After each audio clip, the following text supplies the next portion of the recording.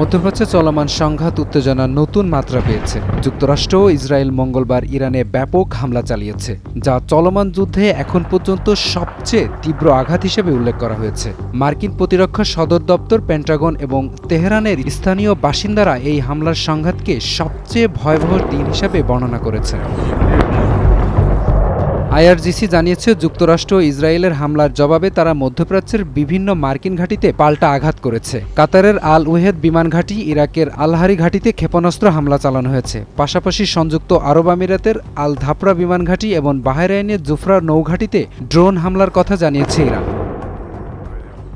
ইরানের রাষ্ট্রীয় গণমাধ্যমের খবরে বলা হয়েছে, বুধবার ভোরে বাহরাইনের মার্কিন সামরিক স্থাপনায় আরও একটি হামলা চালানো হয়। একই সময় ইরান থেকে ইসরায়েলের কেন্দ্রস্থল লক্ষ্য করে একাধিক ক্ষেপণাস্ত্র নিক্ষেপ করা হয়েছে। ইসরায়েলি আকাশ প্রতিরক্ষা ব্যবস্থা এসব রকেট প্রতিহত করার চেষ্টা করলে বিস্ফোরণের শব্দ শোনা যায় এবং দেশজুড়ে সতর্ক সংকেত বাজতে থাকে। নিরাপদ আশ্রয়ের খোঁজে ছুটে যান সাধারণ মানুষেরা। বিশ্লেষকদের মতে, ইরান, ইসরায়েল, যুক্তরাষ্ট্রের পাল্টাপাল্টি হামলা মধ্যপ্রাচ্যকে একটি বড় আঞ্চলিক যুদ্ধের দ্বারপ্রান্তে ঠেলে দিচ্ছে। তাদের আশঙ্কা, সংঘাত যদি দ্রুত কূটনৈতিকভাবে নিয়ন্ত্রণে না আনা যায়, তাহলে এর প্রভাব জ্বালানি বাজারসহ বৈশ্বিক আর্থিক অবস্থার উপরেও পড়তে পারে। এপি পলাশ, টাইমস টুডে।